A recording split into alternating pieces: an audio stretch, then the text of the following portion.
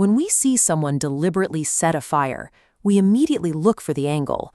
The societal default is to assume criminal arson, an act driven by an insurance payout, a personal grudge, or political extremism.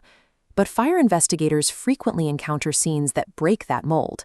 They find cases where there is no financial motive, no target for revenge, and no external reason for the fire to exist. Stripping away these incentives leaves a behavioral vacuum. If a person has nothing to gain, what forces them to strike the match? The answer lies in a condition that is rarely discussed: pyromania. It is a rare impulse control disorder, distinct from calculated criminality. Confusing a clinical patient with an arsonist obscures the mechanism of the condition. To understand pyromania, we have to look past the fire itself and examine the internal psychological pressure that precedes it.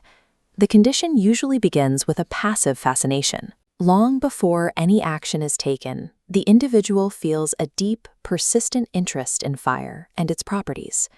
Eventually, a trigger occurs.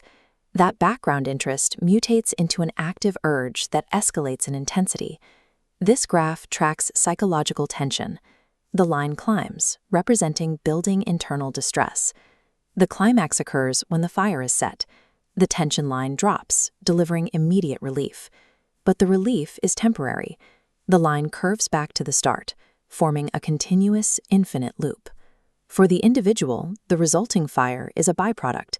The action is taken to resolve the internal distress, rather than to achieve the destruction the flames leave behind. When the tension reaches its peak, the act is no longer a choice in the traditional sense. It becomes the primary mechanism the brain uses to discharge the building internal pressure. But that wave of relief evaporates quickly. In the aftermath, the individual is left with the reality of what they've done and a profound sense of isolation. Because society equates fire setting with malice, those with the condition carry a heavy burden of secrecy. They live with the fear of being socially and legally branded as a criminal. This secrecy often causes the disorder to travel with other hidden struggles, such as mood conditions or substance use, as the individual attempts to manage the cycle alone. The patient remains in a repetitive loop, unable to seek help for a condition they cannot control due to the stigma attached to the act. While the loop is rigid, it is also vulnerable. Because the condition follows a predictable sequence, it is highly treatable.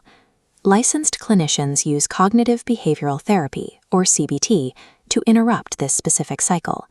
This shows the intervention in practice. By building concrete impulse control skills, the therapy places a barrier in the process, preventing the tension from reaching the point where the act feels necessary. Therapy also explores the underlying trauma or stress fueling the baseline fascination, addressing the roots of the disorder alongside the behavior itself. If this lives in your life or your family, Coping and Healing Counseling, or CHC, provides a 100% HIPAA-compliant telehealth resource. They offer judgment-free therapy to dismantle this cycle across all 159 Georgia counties. CHC has a diverse, culturally competent team of over 15 licensed therapists. They provide affordable options, including $0 Medicaid copays and $0 to $40 sessions for those with Aetna, Cigna, Blue Cross Blue Shield, United Healthcare, or Humana. Pyromania does not have to be a secret. With a clinical diagnosis and targeted intervention, the cycle can be permanently stopped.